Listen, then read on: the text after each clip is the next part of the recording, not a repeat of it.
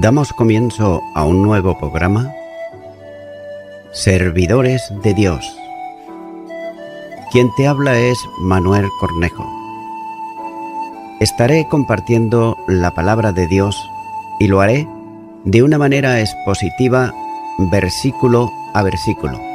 Y en esta ocasión será en la carta a Tito, capítulo 3 y versículo 1, donde dice: Recuérdales que se sujeten a los gobernadores y autoridades, que obedezcan, que estén dispuestos a toda buena obra.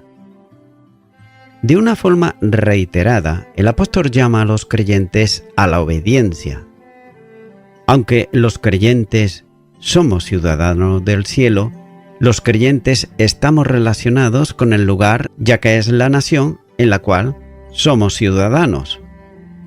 Y la salvación del cristiano, ejemplaridad de conducta en relación con las autoridades que gobiernan el país donde está la ciudad donde vive habitualmente.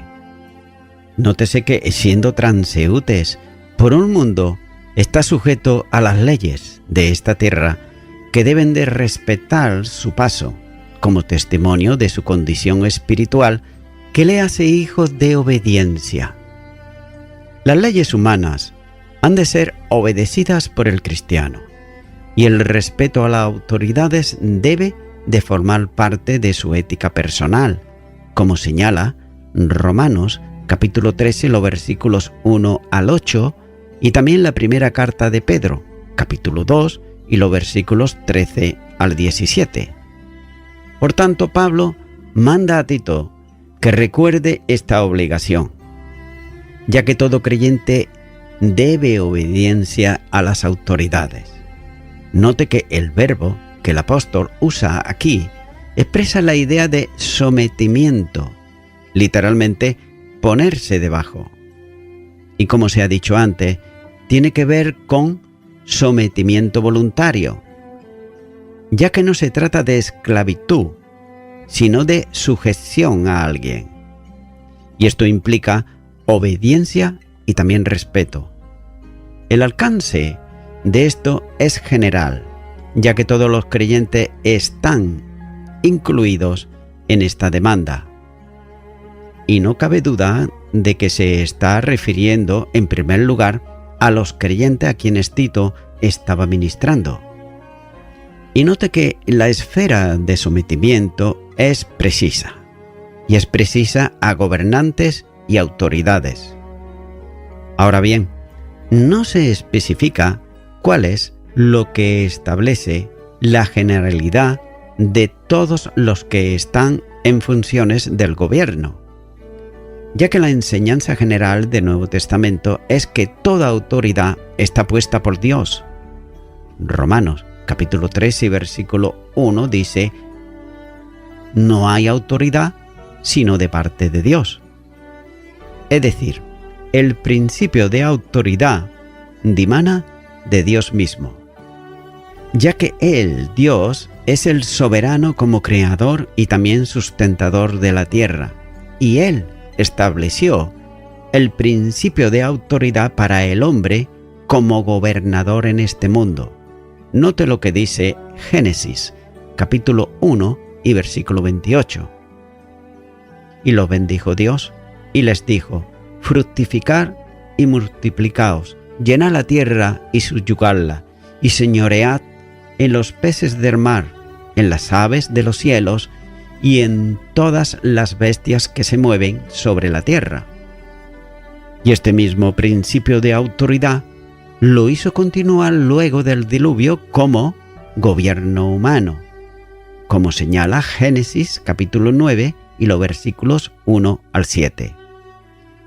Los imperios mundiales y con ellos el orden gubernamental de cada uno fueron anunciados por Dios y establecidos por Él, como también señala Daniel capítulo 2 versículos 38 al 45 y Daniel capítulo 7 versículo 1 al 8. De manera que las autoridades que hay en las naciones tienen que ver con el principio de autoridad que precisamente procede de Dios. Sin duda, los gobernantes pueden ser injustos, pero el derecho a gobernar procede de Dios. Y nótese que Él a su tiempo demandará de ellos cuentas de la mala gestión que pudieran hacer contraria a sus principios y a sus propósitos. Jesús mismo se sometió a las leyes de su tiempo, enseñando también sobre la necesidad de hacerlo cada persona, como señala Marcos capítulo 12 versículos 13 al 17. Y el Señor Jesús, ante Poncio Pilato, le hizo notar que la autoridad que podía ejercer en relación con él le había sido dada, como dice Juan capítulo 19 versículo 11, donde dice: respondió Jesús: ninguna autoridad tendrías contra mí, si no te fuese dada de arriba. Por tanto, el que a ti me ha entregado, mayor pecado tiene. Note cómo el apóstol no habla de sistemas de gobierno, sino del gobierno en sí y del orden establecido. De manera que quien se opone a la autoridad se está también oponiendo a Dios. Romanos capítulo 13 y versículo 1 dice: sométase toda persona a las autoridades superiores, porque no hay autoridad sino de parte de Dios, y las que hay por Dios han sido establecidas. Si Dios estableció el gobierno humano, cualquiera que no obedezca a las disposiciones legales emitidas por ese gobierno se está oponiendo literalmente también a Dios. Y esta es la razón por la que el apóstol manda a Tito recordar esta verdad a los creyentes en Creta, exhortándoles a ser obedientes a las autoridades. Y note que esto producirá una disposición personal para practicar toda buena obra. En el contexto inmediato, para obrar correctamente en la sociedad, expresando la obediencia a los gobernantes, ya que un obrar correcto supone un obrar de buen testimonio que adorna la doctrina cristiana. Y note que no es una acción consecuente con un mandato impuesto, sino la disposición interior que hace que los creyentes se mantengan respetuosos y colaboren, obrando bien delante de las autoridades. El apóstol Pablo enseñó en la epístola a los romanos que si alguien quiere vivir sin temor a la reacción de las autoridades, debe de hacerlo en obediencia, practicando el bien obrar. La disposición a un buen obrar correcto también necesario a causa también de la conciencia. Romanos capítulo 3 y versículo 5 dice: por lo cual es necesario estarle sujetos, no solamente por razón del castigo, sino también por causa de la conciencia. Este estilo de vida tiene reflejo también en el pago de las obligaciones, esto es, de los tributos impuestos por las leyes de la nación. Romanos capítulo 3 y versículo 6 dice: pues por esto pagáis también los tributos, porque son servidores de Dios que atienden continuamente a esto mismo. Por tanto, cuando un cristiano obra bien, Dios es glorificado o alabado por quienes observan su forma de vida. Por tanto, este respeto y obediencia al ámbito legal de la nación evitará que ellos puedan hablar mal de la doctrina que ellos procesan. Continúa ahora con el versículo 2, donde dice: que a nadie difamen, que no sean pendencieros, sino amables, mostrando toda mansedumbre para con todos los hombres. Comienza diciendo este versículo que a nadie difamen. La segunda observación sobre la ética cristiana es la prohibición de que el creyente sea difamador. Y note que aquí el verbo, literalmente traducido, es blasfemar, expresar en general la idea de hablar mal. Y casi siempre esta palabra se vincula con hablar mal de otros, que puede comprender la difamación e incluso la calumnia. Y también se usa para referirse a las críticas en general. Judas, versículo 9, dice: «Pero cuando el ángel Miguel contendía con el diablo, disputando con él por el cuerpo de Moisés, no se atrevió a proferir juicio de maldición contra él, sino que dijo: el Señor te reprenda». No solamente con las personas próximas, sino también quienes son de un pensamiento diferente al suyo. Incluso pudiera pensarse de injurias dirigidas a las divinidades paganas de la sociedad idolátrica de aquel entonces, ya que ningún creyente, note esto, ningún creyente tiene derecho a molestar con su forma de hablar las convicciones de otras personas.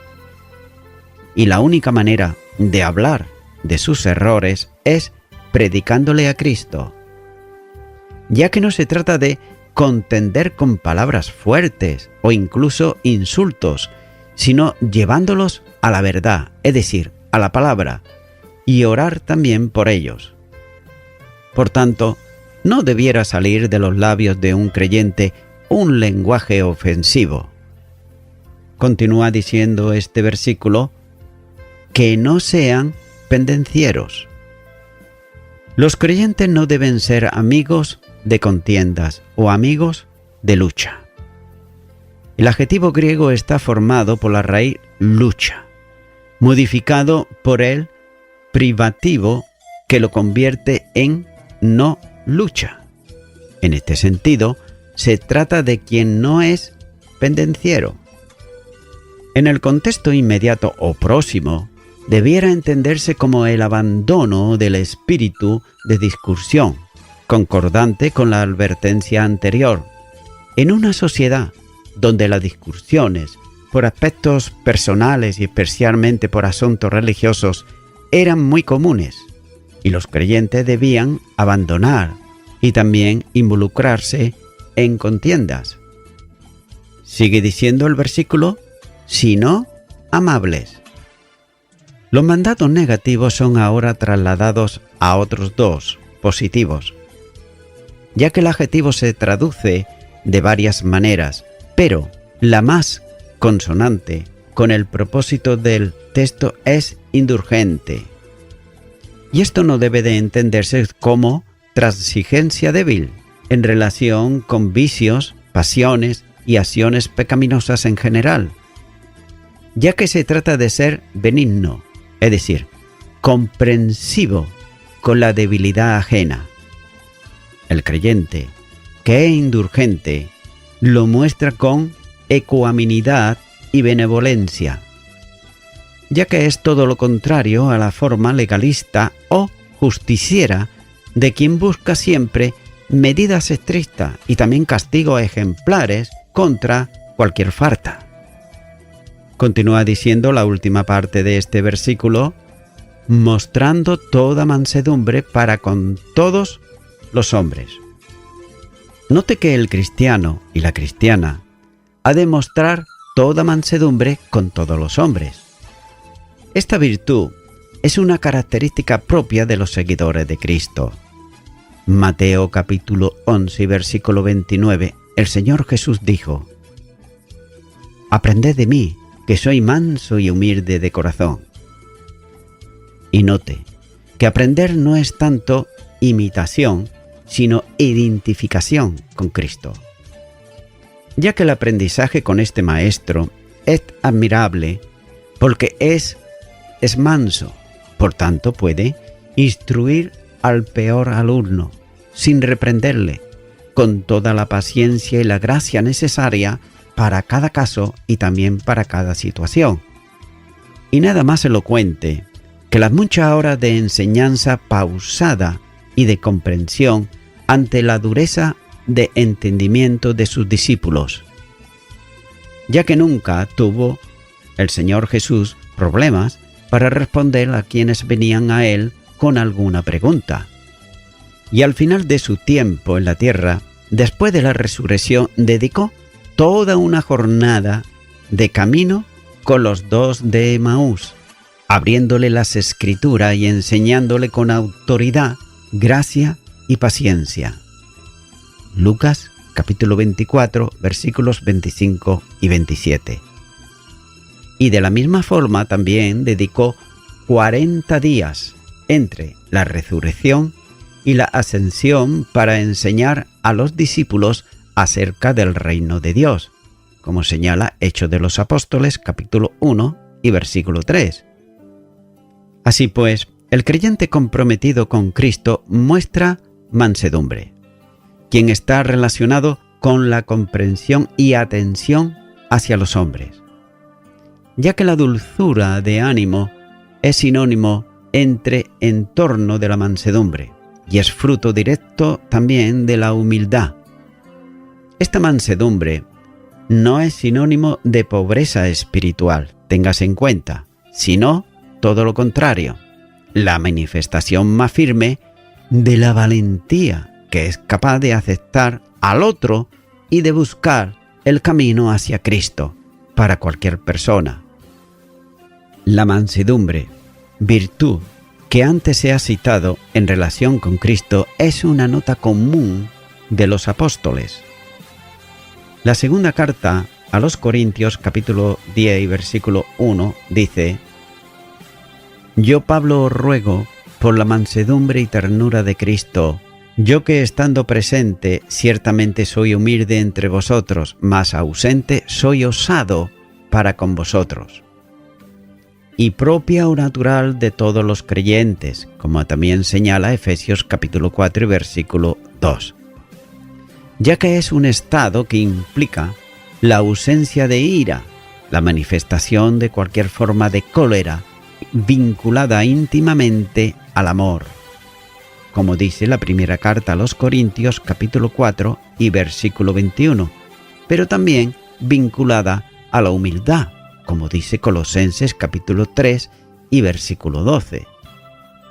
Por tanto, los cristianos deben manifestar la mansedumbre ante todos los hombres, sean amigos o no, cristianos o perdidos, judíos o gentiles.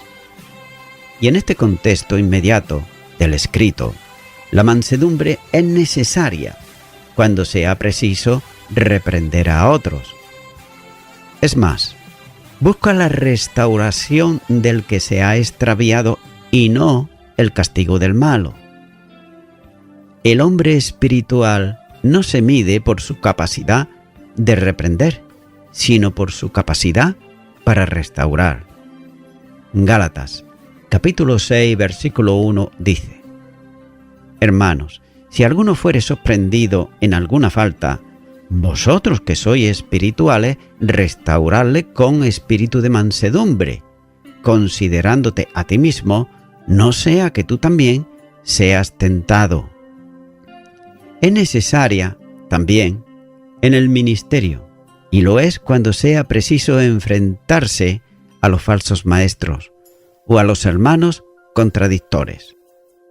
La segunda carta a Timoteo, capítulo 2 y versículo 25 dice: que con toda mansedumbre corrija a los que se oponen, por si quizás Dios le conceda que se arrepientan para conocer la verdad.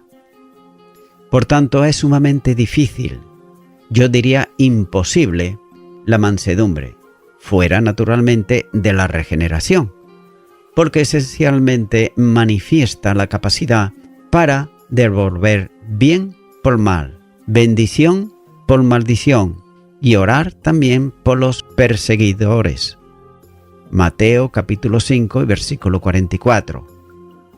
Note que el mandato no es mostrar alguna mansedumbre con algunas personas, sino toda la mansedumbre con todos los hombres. Y esto debe de hacerse con aquellos que siempre mentirosos, malas bestias, glotones, ociosos, como dice el capítulo 1 y versículo 12 de Tito. Por tanto, es algo imposible sin los recursos de la gracia divina. Y voy concluyendo con esto.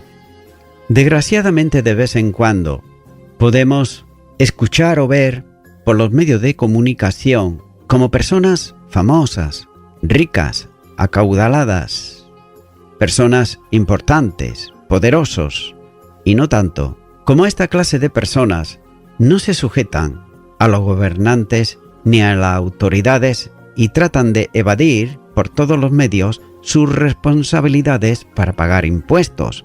Esto está a la orden del día, así que podemos ver cómo ellos y ellas no obedecen y por tanto no están dispuestos a toda buena obra, sino que la obra se la hacen a sí mismos, para ellos mismos nada más. Pero nótese como en los tiempos del apóstol Pablo, las autoridades que había en esos lugares dejaban mucho que desear, y lo dejaban en cuanto a la ayuda al pueblo, ya que en vez de ser ayuda al pueblo, se convertían en enemigos del pueblo.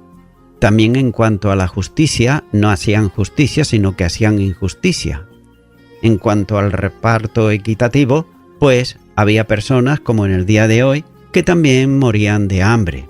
Y no solamente eso, sino que había también que perseguían a los cristianos, como también en ciertas naciones en el día de hoy persiguen a los cristianos, y un largo etcétera, etcétera. Ahora bien, sin embargo, el apóstol Pablo le manda a los cristianos en aquellos tiempos y ahora también que se sometan a todas las autoridades superiores, porque no hay autoridad sino de parte de Dios, y las que hay por Dios han sido establecidas. Y además debían de estar también dispuestos para hacer toda buena obra. Ahora bien, no se debe de interpretar como exhortación general al servicio cristiano, sino más bien en el contexto de la buena ciudadanía, es decir, que los cristianos debemos de ser ejemplo en esta sociedad, no en evadir nuestros impuestos, no acatar las leyes que están puestas por las autoridades, sino todo lo contrario, en asumirlas y también en ayudar para el buen funcionamiento de la sociedad actual, como dice la palabra de Dios, para ser luz y sal en esta tierra. Por tanto, el creyente debe de estar preparado y preparada para servir en su comunidad, y debe de estarlo en todas las formas posibles que sean y constructivas que no sean posibles. Amigo y amiga oyente, el Evangelio de Juan, capítulo 19, versículo 11, dice lo siguiente. Aquí está hablando Jesús con Poncio Pilato y le dice: respondió Jesús: ninguna autoridad tendrías contra mí si no te fuese dada de arriba. Por tanto, el que a ti me ha entregado, mayor pecado tiene. Amigo y amiga oyente, esta es la gran diferencia que hay entre personas que no se sujetan a las autoridades y, por otro lado, los cristianos y las cristianas que sí nos sujetamos a las autoridades.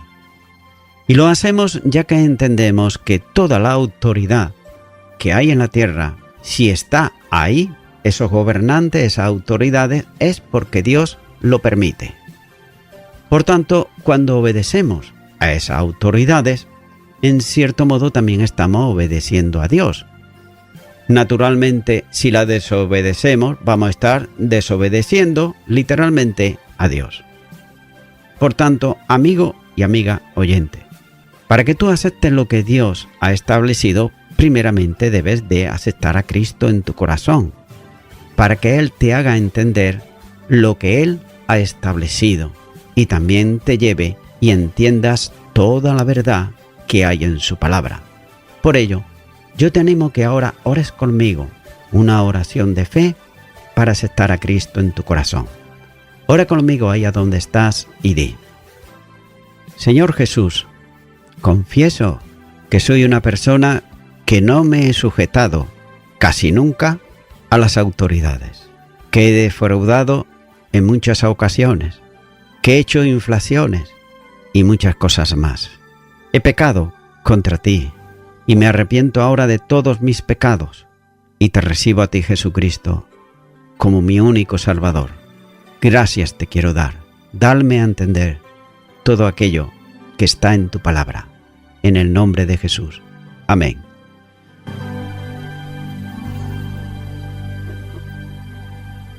Amigo y amiga oyente, si tú has hecho esta oración de corazón, te recomiendo que comiences a orar a Dios, en primer lugar, en el nombre del Señor Jesucristo.